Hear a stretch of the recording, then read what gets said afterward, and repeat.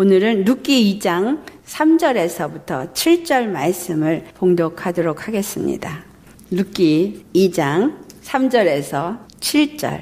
네, 찾으셨으면 3절로부터 7절까지 함께 봉독하겠습니다. 룻이 가서 베는 자를 따라 밭에서 이삭을 주는데 우연히 엘리멜렉의 친족 보아스에게 속한 밭에 이르렀더라. 마침 보아스가 베들레헴에서부터 와서 베는 자들에게 이르되 여호와께서 너희와 함께 하시기를 원하노라 하니 그들이 대답하되 여호와께서 당신에게 복 주시기를 원하나이다 하니라. 보아스가 베는 자들을 거느린 사환에게 이르되 이는 누구의 소녀냐 하니 베는 자를 거느린 사환이 대답하여 이르되 이는 나오미와 함께 모압 지방에서 돌아온 모압 소년인데 그의 말이 나로 베는 자를 따라 단 사이에서 이삭을 죽게 하소서 하였고 아침부터 와서는 잠시 집에서 쉰 외에 지금까지 계속하는 중이니이다. 아멘. 나오미가 두 며느리와 함께 살다가 예루살렘에 주님의 축복이 임해서 기근이 떠나고 곡식이 풍부해졌다라는 소문을 듣게 됩니다. 그들이 살던 곳으로 돌아오려고 하는 중에 두 자부 며느리에게 너희 친족에게로 돌아가라 라고 말을 합니다. 그 친족에게 돌아가라 그럴 때 한 며느리는 돌아가지만 이 룻은 절대로 돌아가지 않겠다고. 어머니의 하나님이 나의 하나님이요 어머니가 가는 곳에 내가 가고 어머니의 백성이 나의 백성이다 이런 이야기를 합니다. 그때 당시에는 우리가 지금 생각하고 있는 것과는 조금 다른 것이 뭐냐면 그들이 어떤 민족, 어떤 백성을 얘기를 하면 그들은 신과 연관이 되어져요. 모압 백성, 모압 민족이다 그러면 모압의 신을 섬기는 자들이 되어져요. 그들의 백성에게로 돌아가라는 이야기. 모압 여인이 유대 사람하고 결혼을 하게 되어지면 모압 신을 버리고 유대 신을 섬겨야 되는 거죠. 그래서 이 모압 여인 두 여인이 나오미의 자부가 되어졌을 때는 이제 하나님을 섬겨야 되는 자들인데 나오미가 그들을 니네 신에게로 돌아가라. 너희 백성에게 돌아가라. 그러면 하나님을 믿겠다고 결혼을 한 두 여인에게 하나님을 버리고 그들 신으로 돌아가라 그런 이야기예요. 그만큼 나오미가 영혼 구원에 대한 마음이 없었던 자입니다. 그렇지만 룻은 자기는 어머니의 민족이 내 민족이고 어머니가 믿는 하나님이 내 하나님이라는 거. 그래서 죽음이 갈라지기 전에는 절대로 나는 어머니를 떠나지 않겠다라고 결단하는 게 룻이에요. 룻의 믿음이 어떤 믿음인지를 우리가 알 수 있습니다. 그는 자기 민족이 섬기는 신을 버리고 바로 나오미가 섬기는 하나님을 나의 주로 모신 자예요. 이방 여인이었습니다. 모압 족속이었어요. 하지만 예수님을 그 심령에 모신 자인 거죠. 이방 여인이 하나님을 주로 섬기기로 작정을 한 여인이 그 하나님이 나의 하나님이고 그 유대 백성이 내 백성이라고 하는 완전히 유대인이 되어지는 그런 믿음의 사람이 되었다라는 걸 우리가 아시고 룻기를 보셔야 합니다. 그런데 나오미가 룻의 강한 의지와 믿음을 보고 그를 말릴 수가 없어서 이제 나오미가 룻과 함께 돌아옵니다. 베들레헴으로 돌아오는데 베들레헴에 돌아올 때가 언제이냐? 룻기 1장 22절을 찾아서 보시겠습니다. 룻기 1장 22절 함께 봉독합니다. 나오미가 모압 지방에서 그의 며느리 모압 여인 룻과 함께 돌아왔는데 그들이 보리 추수 시작할 때에 베들레헴에 이르렀더라. 이 룻기라는 건 한 여인의 삶을 이야기하는 책이 아닙니다. 룻기를 이 사람들이 언제 읽느냐? 이스라엘 사람들은 이 룻기를 항상 읽는 때가 있어요. 그 읽는 때에 왜 이 룻기를 읽느냐라는 게 그 중요한 의미겠죠. 왜냐하면 이 룻기는 하나님의 회복과 구원의 역사를 말하고 있기 때문이다라는 거예요. 그래서 그들은 이 룻기를 정말 귀하게 여기고 있고 우리 이방인들은 이 룻기가 도대체 어떤 의미인지 이해할 수가 없는 그러한 이야기죠. 이 룻기에서 나타나는 건 이스라엘의 추수 때에 대한 이야기다. 나오미가 모압 땅에서 그 며느리 룻과 함께 돌아올 때가 보리 추수의 시작할 때다. 그런데 이 보리추수는 언제 일어나고 있느냐 하면 하나님이 이스라엘 백성에게 새로운 해, 새로운 날을 시작한 게 바로 아비벌이에요. 그 아비벌의 때에 보리가 이제 추수할 때가 되어집니다. 다시 말하면 이것은 무엇을 그럼 말하고 있느냐. 그 아비벌에 있는 사건이 유월절 어린 양의 사건이에요. 그리고 여러분 잘 아시죠? 유월절 어린 양의 사건은 바로 이스라엘이 애굽에서 출애굽할 때 일어난 사건이요. 이것은 예수 그리스도께서 십자가에서 피 흘려 죽으시고 우리로 하여금 사망 권세에서부터 건짐을 받게 하신 사건과 연관이 된다라는 거. 그렇다면 이때의 추수의 시작이 일어나고 있는 것은 무엇을 의미하고 있느냐라는 거죠. 이스라엘의 추수는 보리추수와 밀추수 두 번을 합니다.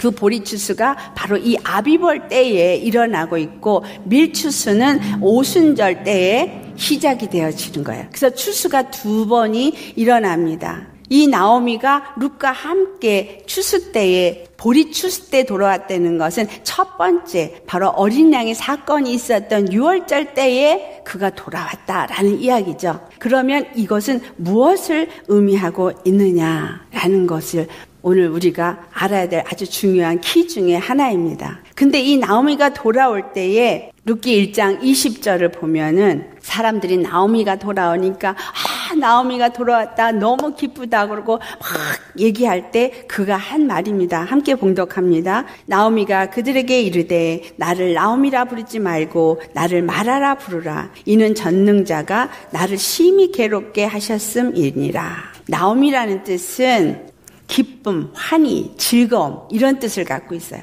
그런데 마라라 부르라. 근데 이 마라라고 부른 마라는 여러분 마라의 쓴물 기억하시죠? 쓴맛이 난다라는 거예요. 근데 괴로움과 고통이다 이 말이에요. 그러니까 기쁨과 환희와 즐거움으로 충만한 사람이 이 심령이 고통과 괴로움으로 완전히 쓴물만 나는 사람이 되어졌다 이 말이에요.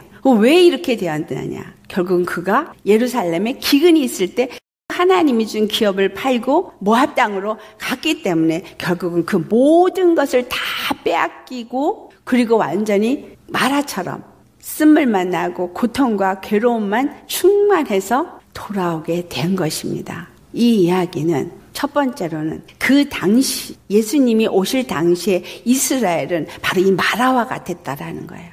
하나님이 준 나오미와 같은 풍요로움과 기쁨과 즐거움이 아니라 그들이 하나님 앞에 범죄하고 다른 신을 섬김으로 인해서 그들 심령이 완전히 피폐할 대로 피폐하고 고통과 괴로움 속에 있는 쓴물만이 남아나는 그런 시대에 살고 있었다는 거죠. 아주 비참한 때. 그런데 나오미가 바로 돌아오는 그때와 맞들어지는데 이 때가 바로 예수님이 오신 때다라는 거예요. 예수님이 이때 바로 보리추수 시절에 유월절 어린 양으로 하나님 앞에 드려지고 그들을 애굽의 종살에서부터 건져내서 하나님의 백성으로 삼으시기 시작한 그 시점, 이 모든 것을 말해주는 것은 우리 이방인들에게는 정말 죄악과 고통 가운데 있는 우리들이 되겠고 이스라엘은 다른 신을 섬김으로 인해서 모든 것을 빼앗기고 피폐하고 고통 가운데 슬픔 가운데 있었던 때를 말하고 있죠. 하지만 그때에 바로 보리추수가 시작된다. 이 말은 예수 그리스도께서 오신 때다 그 말이에요. 자, 예수 그리스도가 언제 오셨어요? 마지막 때 오셨습니다. 마지막에 오셨다는 이야기가 우리 성경을 한번 찾아보겠습니다. 히브리서 1장 1절로부터 3절 말씀.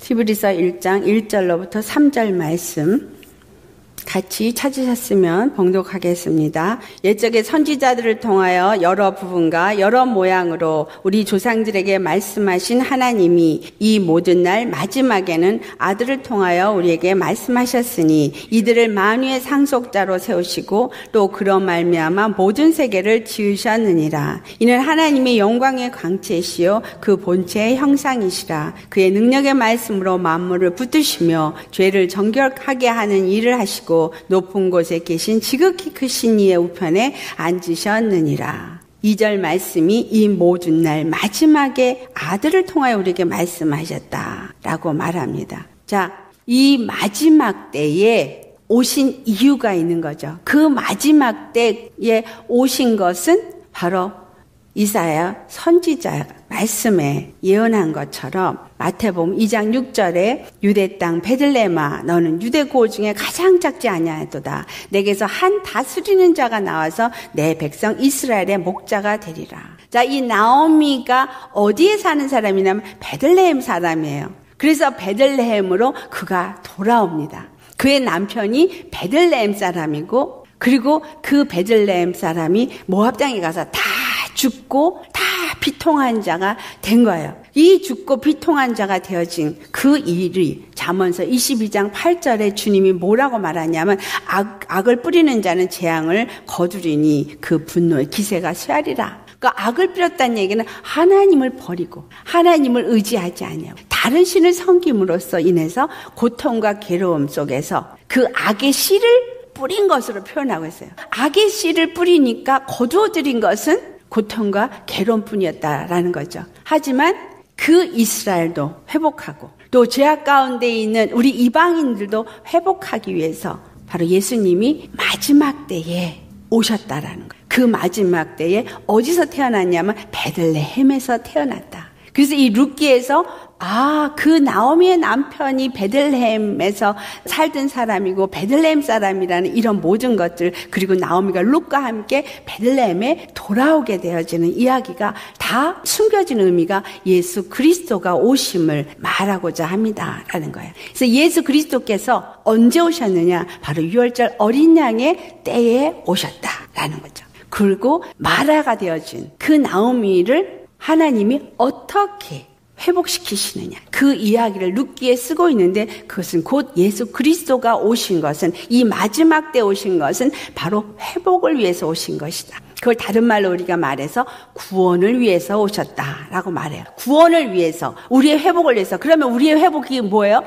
쓴물, 고통과 괴로움에서 무엇으로 회복? 기쁨과 즐거움과 환희로 회복하기 위해서 오셨다, 이 말이에요. 베들레헴에 태어나셔서 이제 추수를 시작하게 되는 거예요. 예수님이 오신 때부터 예수님은 무엇을 하기 오셨다는 얘기예요? 추수를 위해서 오셨다는 거예요.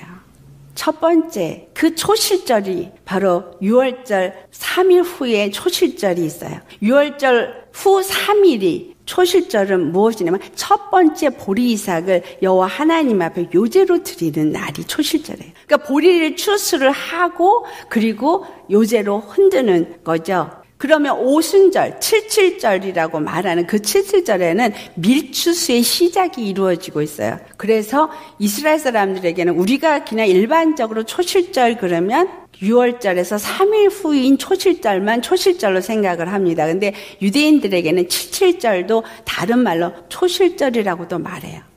왜 초실절이라고 말하냐? 바로 그때 밀추수의 또 첫 이삭을 여호와 하나님 앞에 드리기 때문에. 보리로도 드리고 밀도 여호와 하나님 앞에 첫 것을 드립니다. 근데 요 오순절, 이 오순절로부터 4개월이 지나고 나면 나팔절이 되어져요. 영적으로는 이 초실절과 칠칠절에 일어나고 있는 보리추수와 밀추수를 어떻게 표현하고 있느냐 하면 예수 그리스도가 오셔서 먼저 복음을 전파한 것은 유대인에게 먼저 복음을 전파하시고 유대인들에게서부터 제자를 삼으십니다.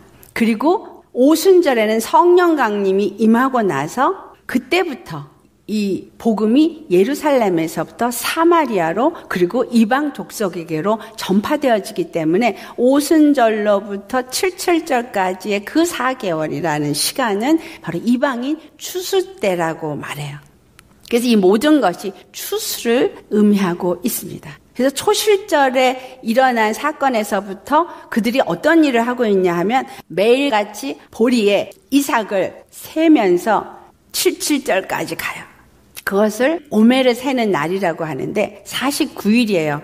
일주일이 7번 지나가는데 오메를 세는 날이라고 하면서 나아갈 때 이 일을 왜 하냐면 모세가 시내산에 올라가서 율법을 받아 내려오는 동안에 금송아지를 만들었죠. 그래서 그들이 하나님 앞에 출애굽을 하고 나서 계속 불평하고 불만하면서 하나님 앞에 범죄한 사건들이 있기 때문에 그들이 하나님 앞에 회개하는 시간을 가져. 그 49일 동안. 근데 이 사람들이 그 49일을 회개하는 시간을 갖는 이거를 그들은 뭐라고 말하냐면 그들이 성화되어가는 기간이다라고 표현하고 있습니다.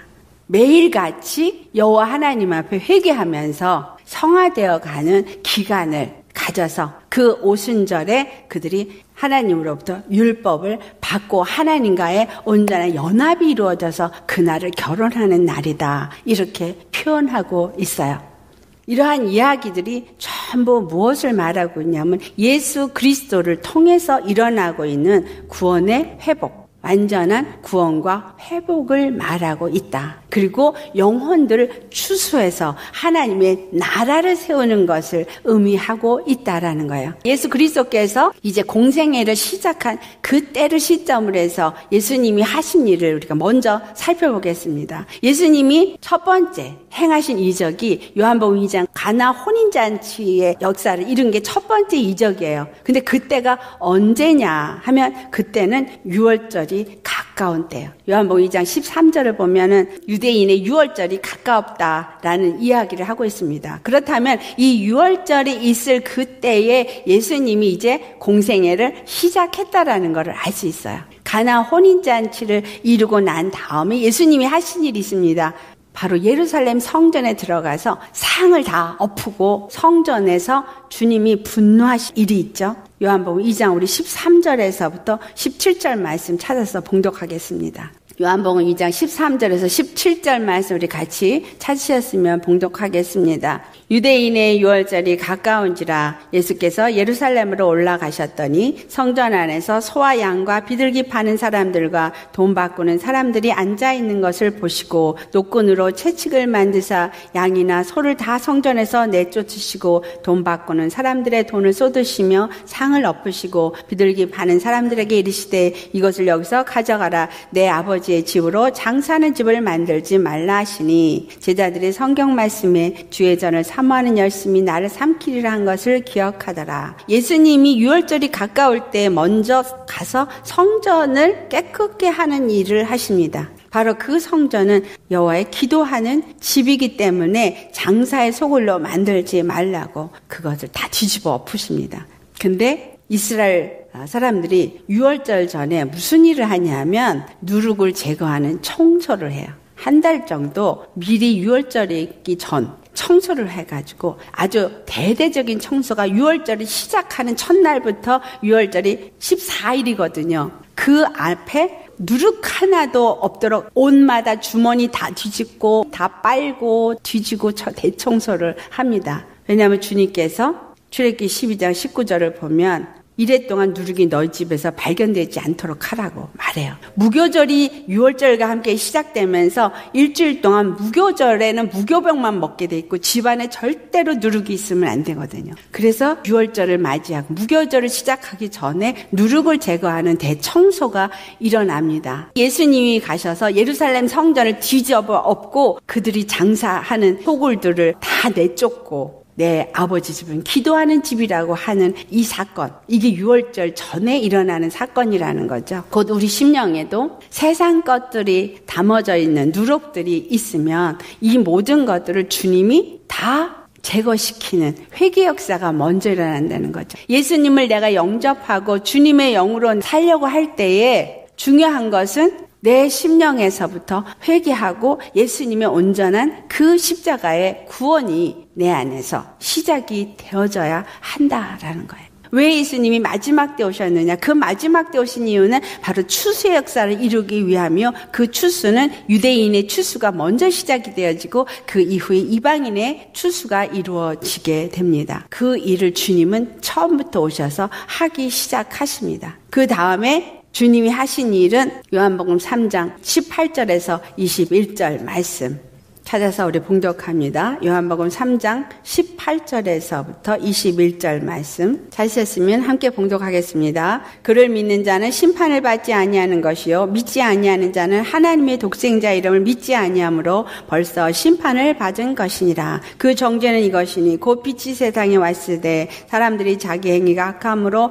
빛보다 어두움을 더 사랑한 것이니라. 악을 행하는 자마다 빛을 미워하나니 빛을 미워하여 빛으로 오지 아니하나니 이는 그 행위가 드러날까 하며 진리를 따른 자는 빛으로 오나니 이는 그 행위가 하나님 안에서 행한 것임을 나타내려 함이라 하시니라. 이제 예수 그리스도 안에서 그 피를 힘입고 믿음의 사람이 되었다면, 누룩을 제거하고 새 사람으로의 삶이 시작이 됐다면 거기에서 두 가지 나눔의 역사가 있다라는 걸 말씀하는 거예요. 빛과 어둠을 말씀하시면서 너희가 빛 가운데 거하는 자가 되어지고 더 이상은 어두운 가운데 사는 자가 되지 말라는 이야기를 하는 거죠. 그 추수의 일을 하시면서 주님은 빛과 어두움이, 생명과 사망이 뭐가 다른 것인가를 말하고 어떻게 하여야 이 구원의 역사, 회복의 역사가 있을 것인지를 말씀하고 있다라는 겁니다.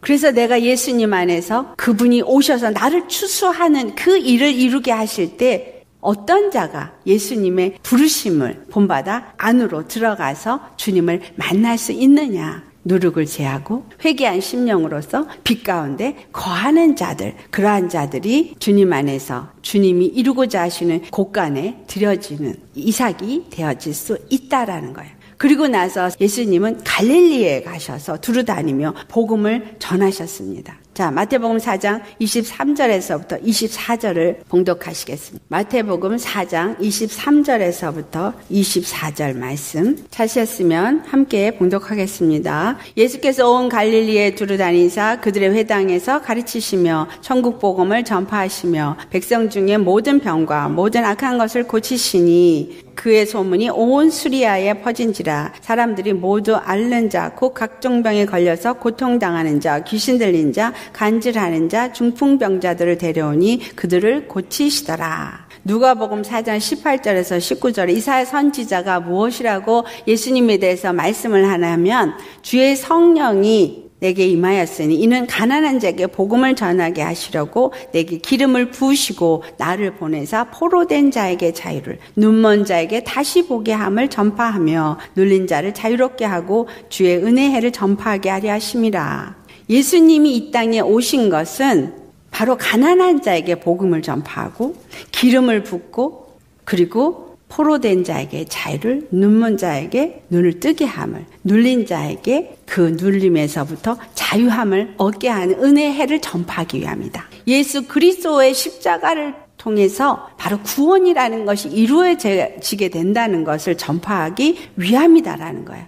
그럼 이것은 어떤 것을 말하고 있느냐? 유대인들에게 하나님이 준 이삭을 주는 규례에 대한 이야기가 있습니다. 그것은 추수를 할 때에 떨어진 이삭들은 그대로 두라고 말합니다. 왜 그대로 두라고 하느냐? 그것은 가난한 자와 이방, 객들, 그 다음에 나그네들, 이런 사람들이 그것을 먹게 하기 위함입니다. 레위기를 찾아서 함께 봉독하겠습니다. 레위기 19장 9절에서부터 10절 말씀 찾으셨으면 우리 함께 봉독하겠습니다. 너희가 너희 땅에서 곡식을 거둘 때 너는 밭 모퉁이까지 다 거두지 말고 내 떨어진 이삭도 줍지 말며 내 포도원의 열매를 다 따지 말며 내 포도원에 떨어진 열매도 줍지 말고 가난한 사람과 거류민을 위하여 버려두라. 나는 너희 하나님 여호와이니라. 아멘. 요 말씀이 레위기 23장에 각 절기를 얘기를 하는데 또 나와요. 그런데 정말 오묘한 것이 바로 레위기 23장 22절 말씀이에요.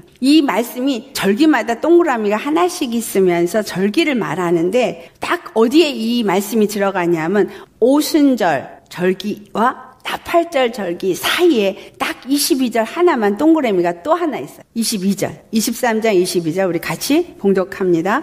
너희 땅에 곡식을 벨 때에 밭 모퉁이까지 다 베지 말며 떨어진 것을 줍지 말고 그것을 가난한 자와 거류민을 위하여 남겨두라. 나는 너희 하나님 여호와이니라. 아멘. 예수님이 오셔서 첫 번째 갈릴리 해변에서 사역을 하신 이유가 뭐냐면 바로 그곳이 가난한 자들이, 고통하는 자들이 모여 사는 곳이다 라는 거예요. 가난한 자와 고통하는 자, 거류민들을 위해서 이삭을 떨어진 거를 내버려 두라 그러는데 자기네들이 의롭다라고, 자기네들이 실한 풍성한 이삭이라고 말하는 바리새인이나 사두개인이나 서기관들을 추수하시는 게 아니라 바로 이 이삭들을 추수하러 갈릴리 해변가를 가셨다라는 거예요. 스불론과 납달리 땅에 있는 자들, 흑암 가운데 있는 자들이 바로 하나님의 영광의 빛을 보고 기뻐하더라는 말씀이 있습니다.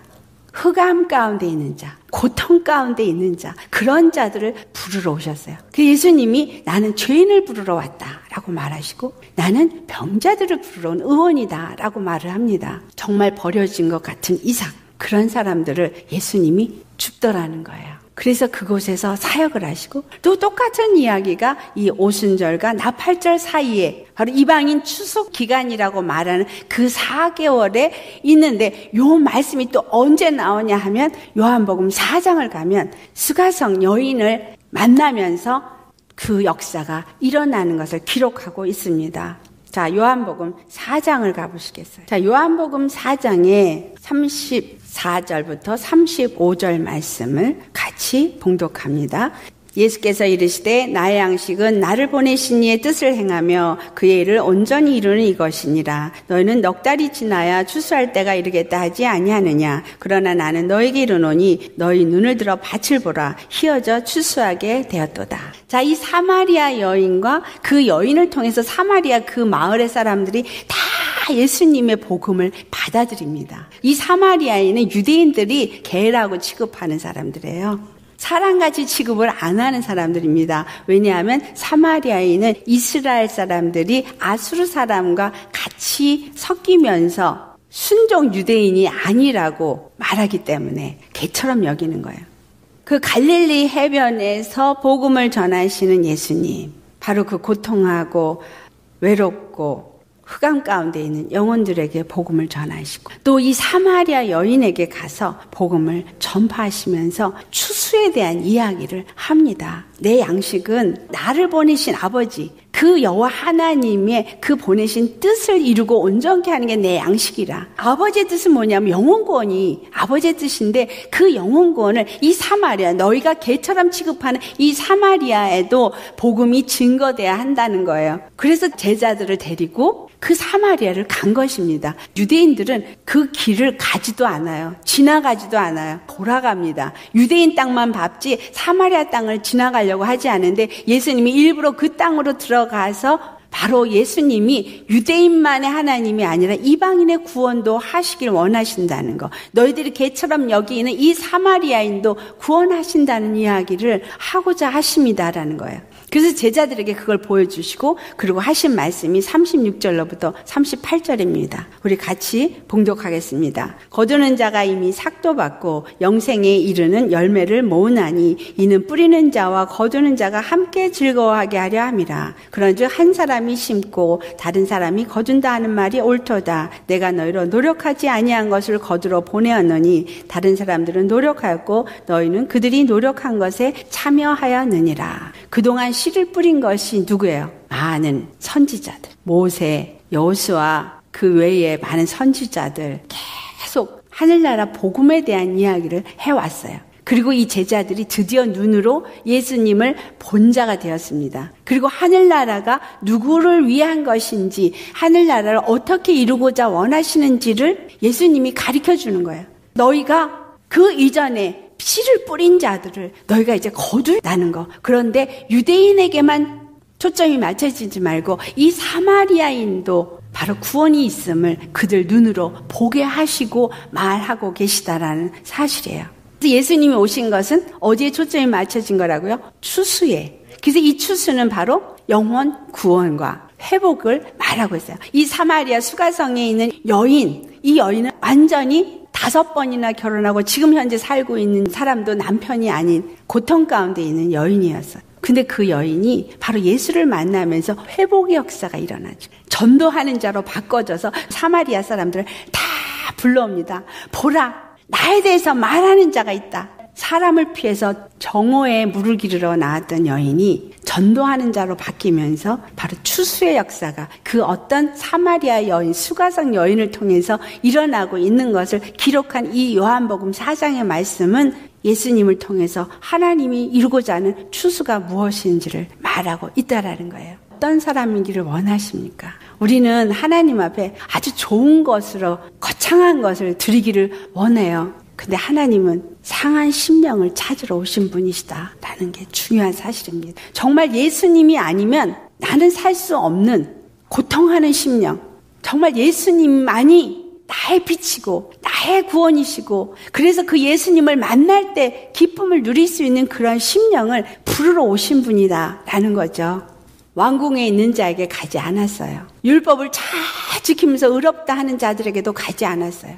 고통 가운데서 어찌할 바를 모르는 갈릴리 사람들, 그리고 사마리아인들 중에서도 사마리아인들조차도 외면하는 그런 수가성의 여인, 그런 자에게 가셨다라는 거예요.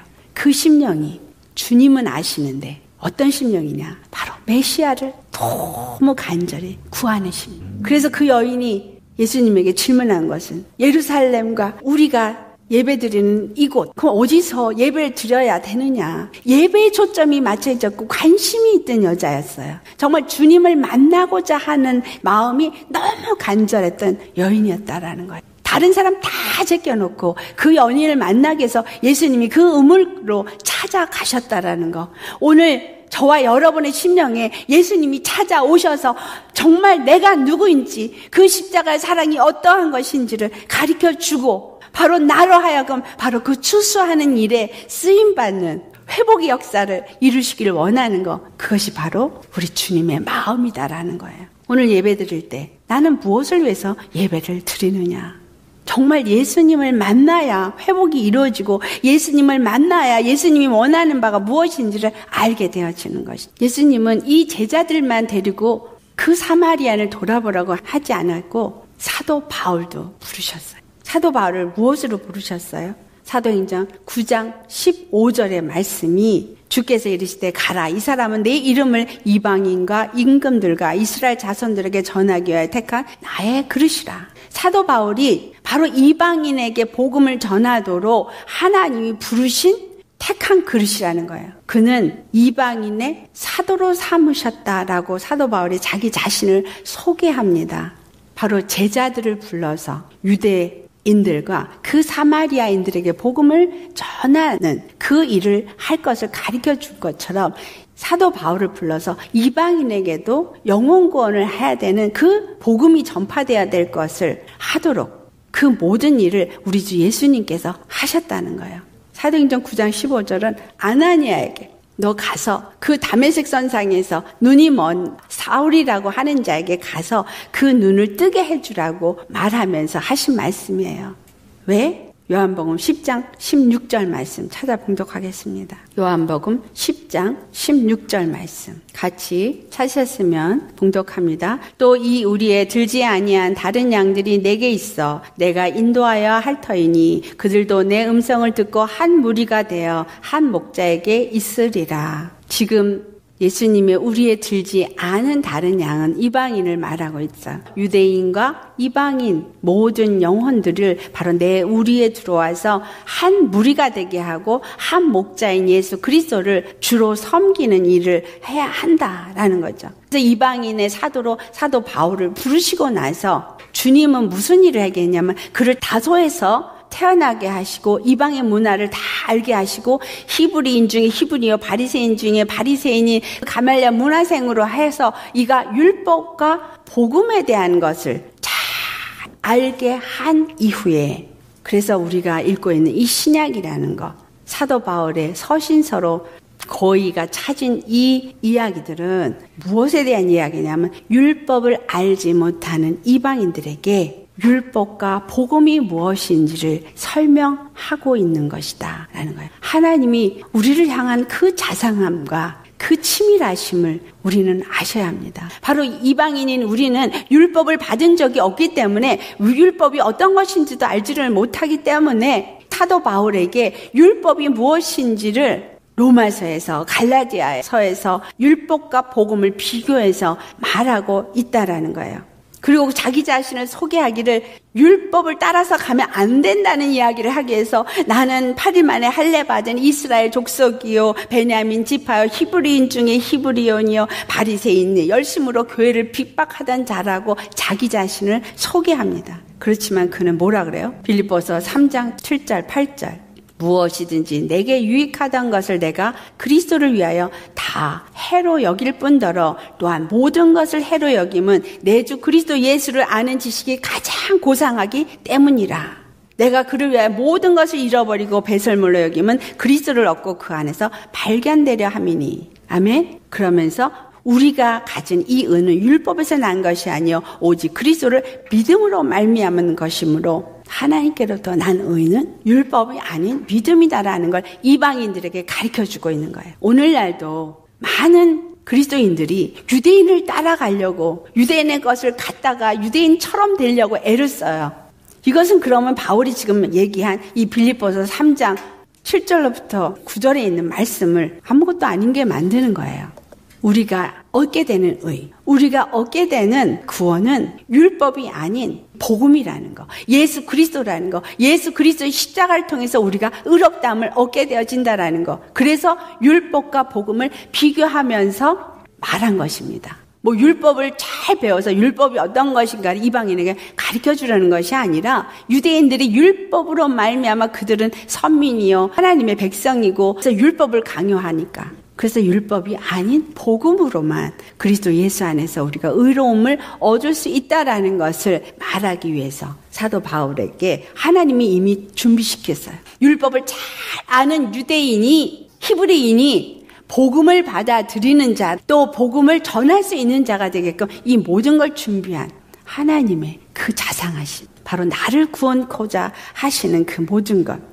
그래서 갈라디아 3장 11절에서 14절에 그 율법 아래 모든 자들이 갇히게 된 이유, 그 저주 아래 놓이게 된 이유, 내가 오늘도 왜 율법 같은 것 때문에 죄의식에 놓이게 되고 그 죄의식 때문에 죽음을 두려워하게 되는지 이러한 모든 이유가 무엇인지를 갈라디아 3장 14절에 말합니다. 갈라디아 3장 14절 같이 봉독합니다. 이는 그리스도 예수 안에서 아브라함의 복이 이방인에게 미치게 하고 또 우리로 하여금 믿음으로 말미암아 성령의 약속을 받게 하려 함이라. 유대인들이 우리는 아브라함의 후손이요 라고 말하는데 이 아브라함의 복이 이방인에게도 미치게 하기 위해서 그리스도 예수 안에서만 이 복이 미치게 되어지도록 율법 아래 모두가 놓이게 했다라는 거예요. 그러니 유대인에게 율법을 준 것은 특별한 복이 아니라 이방인도 아브라함의 복을 받게 하기 위함이다 라는 것. 이방인인 우리도 우리의 양심이 율법이 되어진다라고 로마서 2장 14절에 말합니다.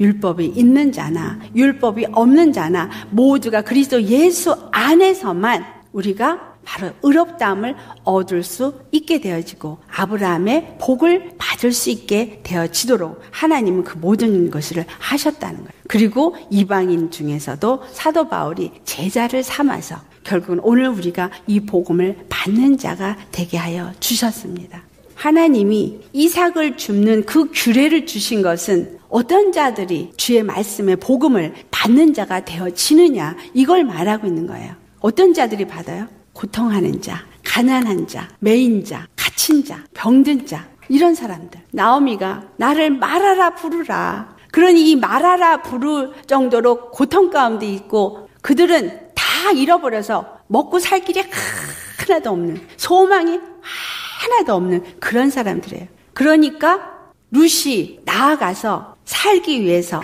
계속 이삭을 죽게 되는 거예요. 오늘 본문을 보니까 곡식을 거두는 자를 따라서 가다 보니까 보아스의 밭에 이르렀다라고 말해요. 그가 정말 살 길을 찾아서 가다 보니까 누구를 만난 거예요? 보아스를 만나게 되는 겁니다. 보아스는 여기서 누구를 의미하고 있느냐? 바로 우리 주 예수 그리스도가 우리 심령 속에 만나지게 되는 것을 의미합니다. 하나님이 바로 우리 심령에게 룻과 같은 이방 여인과 만나 주어서 이스라엘의 하나님만이 아닌 이방인의 하나님도 되고 그리고 이 룻과 같은 이방 여인을 통해서 나오미가 회복이 이루어지도록 하시는 일을 하실 것을 지금 이 룻기에서 설명을 해나가고 있다라는 거예요. 그래서 룻이 이삭을 줍는 의미는 어떤 의미를 갖는 거예요? 하나님의 계획 속에 그는 고통하고 주님을 찾고 찾는 가난한 심령, 상한 심령으로서 주의 말씀을 받는 자를 의미하고 있다라는 거예요. 그가 주님을 찾고 주님을 만나기 원해서 이삭을 줍는 거는 뭐예요? 주의 말씀을 먹고 받는 그런 걸 말하는 거죠. 룻이 이삭을 줍는 것은 그와 같이 매일매일 그가 말씀을 거두다 보니 보아스의 밭에 이르게 됩니다. 보아스의 밭. 여기서 말하고 있는 이 밭은 어떤 밭을 말하고 있느냐? 밭은 하나님의 밭을 말해요. 밭이 마태복음 13장 38절에는 밭은 세상이요 라고 말하고 있어요. 그런데 밭은 세상 사람이라고 말하는데 이사야서 5장 7절을 보면 여호와의 포도원은 이스라엘 족속이요 또 이렇게 말해요. 그러면 무엇을 우리가 이 밭으로 비유할 수 있느냐? 우리 심령이 밭이 될 수도 있지만 우리가 살고 있는 이 세상도 밭이 되어지고 하나님의 백성이 된 자도 밭이 되어진다라는 이야기입니다. 그런데 이 밭 가운데 곡식을 뿌리는데 그 곡식 중에서 바로 그렇게 상하고 고통하는 영혼들이 있다라는 거예요. 그런 영혼들이 주님을 만나고자 주님 앞에 나오는데 이 루카 같은 여인이 그 영혼들을 가서 걷어들인다라는 겁니다. 내가 말씀을 받고 말씀 속에서 주님을 만나가는 이야기도 말하고 있고 다른 하나는 바로 루카 같은 여인이 그와 같이 고통 가운데 있는 세상에 떨어져 있는 한 영혼들을 걷어들이는 일도 하는 것을 말하고 있어요. 그래서 이 두 가지가 의미적으로 내포되어져 있습니다. 여기 보면 보아스가 베들레헴에서부터 와서 그렇게 돼 있어요.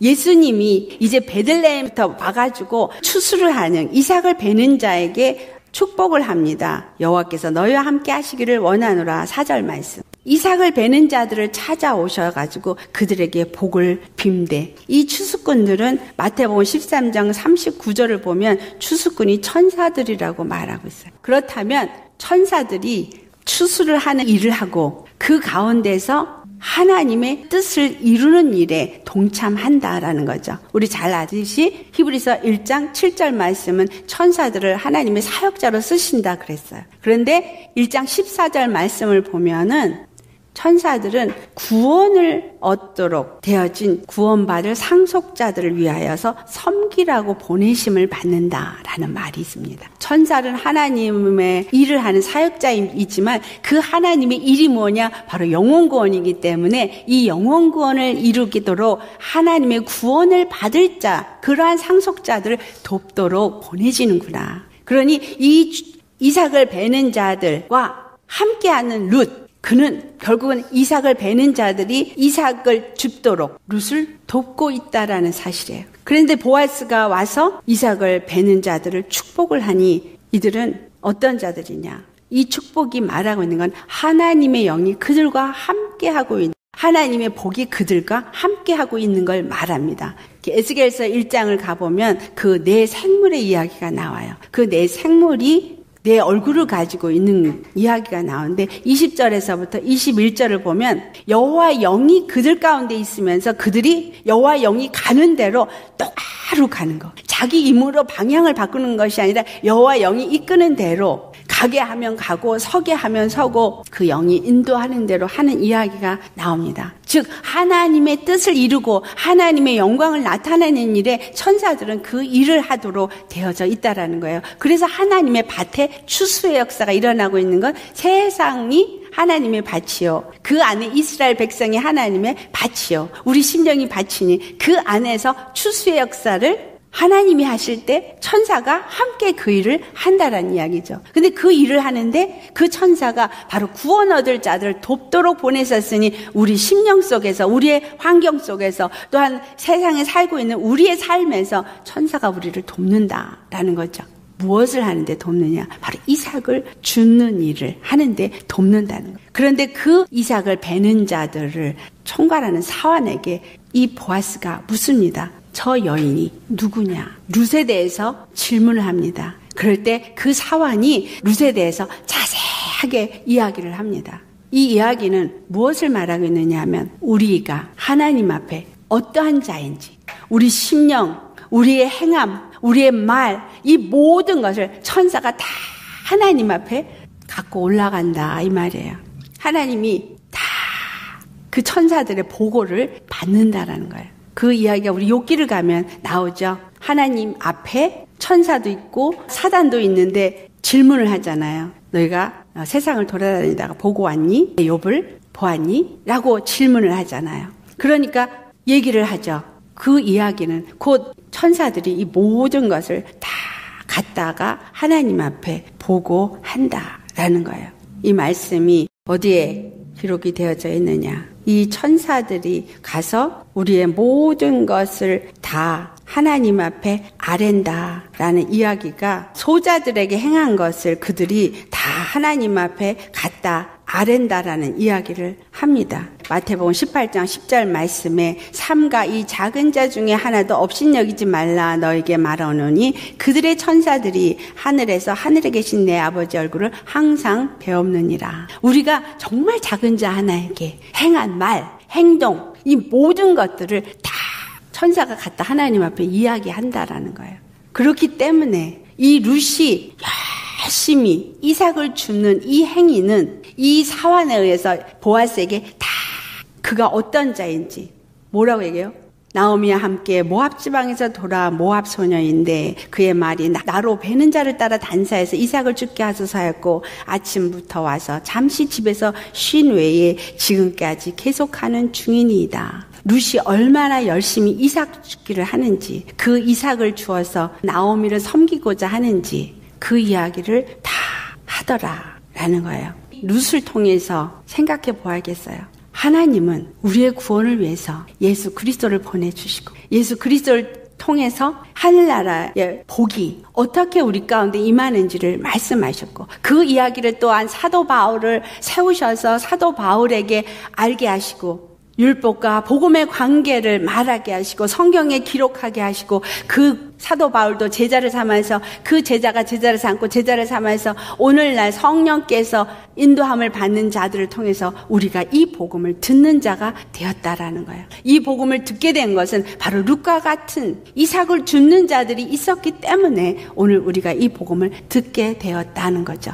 룻은 이삭을 죽기를 시작하면서부터 보아스의 밭에 와서 그 이삭을 죽기 시작하면서 그는 잠깐 쉬는 것 외에는 계속 그 일을 했다라고 보고하고 있습니다. 아까 제가 그 이삭을 줍는 건 두 가지를 말한다 그랬죠.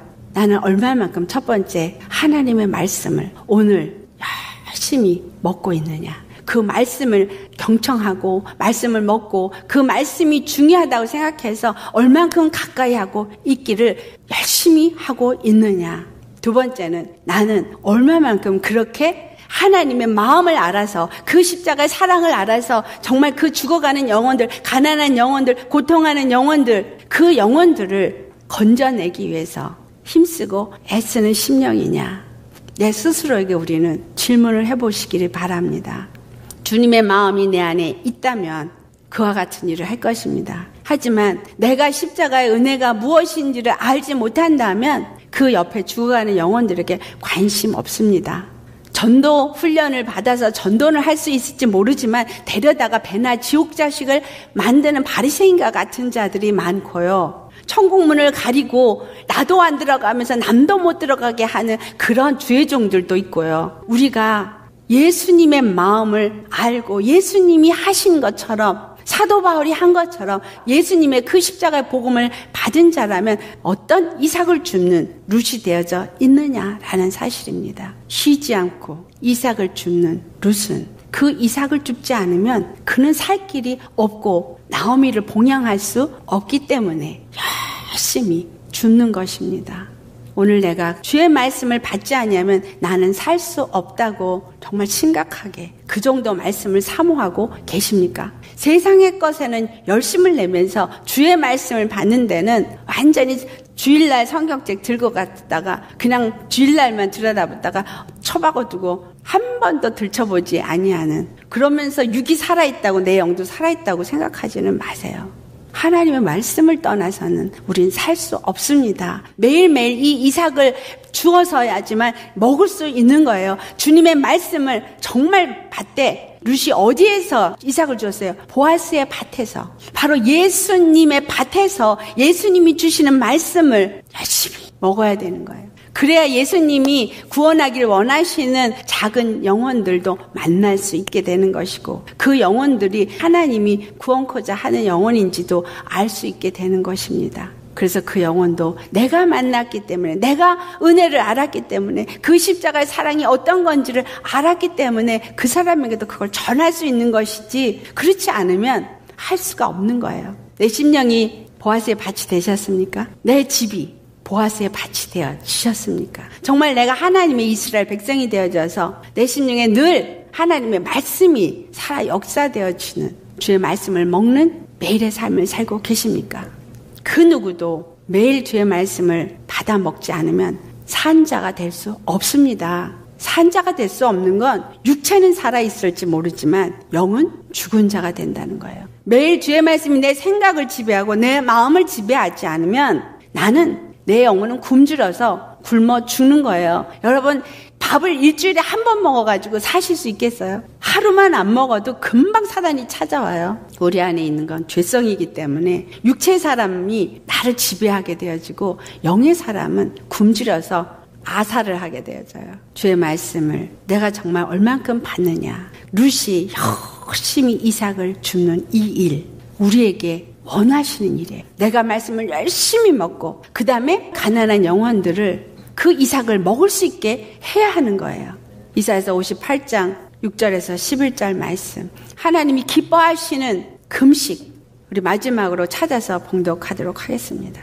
이사야서 58장 6절에서 11절 말씀 같이 찾아서 봉독하시겠습니다. 내가 기뻐하는 금식은 흉악의 결박을 풀어주며 멍에의 줄을 끌어주며 압제당하는 자를 자유하게 하며 모든 멍에를 꺾는 것이 아니겠느냐. 또 줄인 자에게 내 양식을 나누어주며 유리하는 빈민을 집에 들이며 헐벗은 자를 보면 입히며 또 내 고륙을 피하여 스스로 숨지 아니하는 것이 아니겠느냐. 그리하면 내 빛이 새벽같이 비칠 것이며 내 치유가 급속할 것이며 내 공의가 내 앞에 행하고 여호와 영광이 내 뒤에 호위하리니 내가 부를 때에는 나 여호와가 응답하겠고 내가 부르짖을 때에는 내가 여기 있다 하리라. 만일 내가 너희 중에서 멍에와 손가락질과 허망한 말을 제하여 버리고 줄인 자에게 내 심령이 동하며 괴로워하는 자의 심정을 만족하게 하면 내 빛이 흑암 중에서 떠올라 내 어둠이 낮과 같이 될 것이며 여호와가 너를 항상 인도하여 메마른 곳에서도 내 영혼을 만족하게 하며 내 뼈를 견고하게 하리니 너는 물된 동산 같겠고 물이 끊어지지 아니하는 샘 같을 것이라. 아멘. 하나님의 말씀을 먹고 하나님의 마음을 가졌으면 내가 먼저 이와 같이 모든 흉악의 결박에서 끊어지고 멍에가 없고 갇힌 것이 없이 주님 안에서 이 자유를 누리고 이 배부름과 기쁨과 환희를 느끼는 회복의 역사가 우리 안에 먼저 있어야 합니다. 아멘. 예수님이 십자가에서 죽으시고 부활하신 것은 바로 마라가 되어진 자를 나오미가 되게 하기 위함이다라는 거예요. 그리고 내가 그와 같이 이삭을 주어서 회복의 역사가 이루어질 뿐만이 아니라 또한 나오미의 회복을 이루게 하신 것처럼 다른 영혼도, 마라 같은 영혼도 회복을 얻게 해야 하는 것입니다. 자기가 잘 믿고 있다고 생각하는 사람은 내버려 두세요. 정말 고통하는 영혼들, 하나님이 만나게 하실 때 괴로운 가운데서 힘들어하는 영혼들, 악한 영들에게 고통당하고 있는 영혼들, 그러한 영혼들을 내 마음이 동하셔서 행한다면 오늘 말씀하신 것처럼 주님이 내 앞에서 행하고 그 영광이 내 뒤에서 호의를 하니 주님이 내가 부를 때마다 내가 여기 있다 응답하니 기도응답 안 받을 것이 없고 주님이 늘 나와 함께하니 나는 심령이 물된 동산이 되어져서 늘 은혜의 향이 떠오른 자가 되어지는 것입니다. 우리 룻과 같이 열심으로 이삭을 줍는 자 되시기를 축원합니다. 아멘. 그가 쉬지 않고 이삭을 줍는 것처럼 쉬지 않냐고 주의 말씀을 늘 묵상하시고 그 말씀 안에서 죽어가는 영혼들, 고통하는 영혼들 돌아보셔서 하나님의 마음을 가지고 영혼들을 구원하는 우리 되시기를 예수로 축원합니다. 아멘. 그래서 나 한 사람을 통해서 내 가정이 구원을 받게 되어지고 또 내 주위에 사람들이 구원을 받도록, 이것이 하나님이 우리를 향한 뜻입니다. 할렐루야. 그래, 주의 말씀 열심히 사모하시고 이삭을 죽기를 쉬지 마시기를 예수로 축원합니다. 우리가 하는 것이 아니라 주님이 하세요. 주님이. 나는 그 룻의 마음을 가지시면 되는 거예요. 오직 여호와만이 나의 하나님이요 예수님만이 나의 주요. 나는 죽음이 나를 갈라놓기 전에는 절대로 주를 떠나지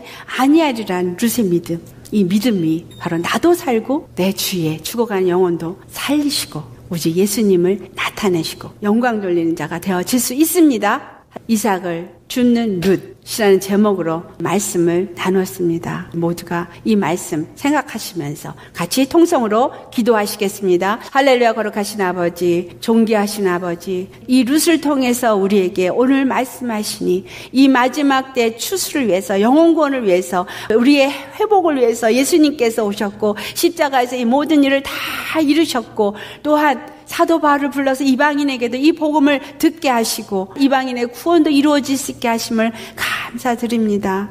거룩하신 아버지여, 온전히 예수 그리스도의 영광이 우리에게 임할 수 있게 하시옵소서. 날마다 룻이 이삭을 줍기를 쉬지 아니하는 것처럼 주의 말씀을 먹기를 쉬지 말게 하시고, 주의 말씀을 늘 주야로 묵상하는 자가 되게 하시고, 주의 말씀이 늘 우리의 생각과 마음에 지배된 자가 되어져서 우리가 이 땅에서 행할 때에 우리가 무슨 말을 하든 무슨 행동을 하든 주 예수의 이름으로 행하라고 하신 주님께서 이제 우리를 주장하여 주시고 인도하여 주셔서 거룩하신 주님의 그 말씀 앞에 늘 서게 하시고, 말씀으로 늘 살지게 하시고, 말씀으로 늘 힘을 얻게 하시고, 말씀 안에서 또한 죽어가는 영혼들을 주님께로 인도할 수 있는 자 되게 하여 주시옵소서.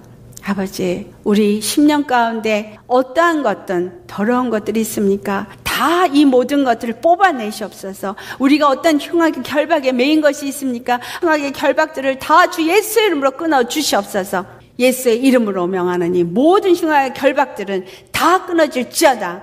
믿음 없어서 하나님을 온전히 믿지 못하게 함으로 얽매인 모든 것들은 나사의 예수 이름으로 다 끊어질지어다. 오직 거룩하신 주 예수의 이름이 주신 그 자유를 누리게 하시고 주님의 그 기쁨을 맛보고 그 사랑의 깊이와 높이와 넓이와 길이를 알아 우리 주 예수님만 찬송하고 경배할 수 있게 하시고, 또한 주위에 죽어가는 영혼들에게 우리 주 예수님의 십자가 사랑을, 그 은혜를 전하고 나눌 수 있는 자 되게 하여 주시옵소서. 매일 그날이 아니라 세상에 사는 것에 열심을 내면서 사는 것이 아니라 주의 말씀이 없으면 죽는 자인 것을 깨닫고 주님의 말씀을 늘 가까이 하며 그 말씀에 지배받고 그 말씀으로 인도함을 받아 아버지의 기쁨이 되어질 수 있게 하여 주옵소서. 이제는 오늘도 이 이삭을 줍는 룻과 같이 열심으로 이삭을 줍고자 하는 자들 위해 예수님의 그 크신 은혜와 하나님 아버지의 십자가에 아들을 주신 그 놀라우신 사랑과 우리 안에서 오늘도 역사하시고 인도하시는 성령님의 기름 부음의 역사와 교통하심과 인도하심이 이제로부터 영혼까지 함께 있어질지어다. 아멘.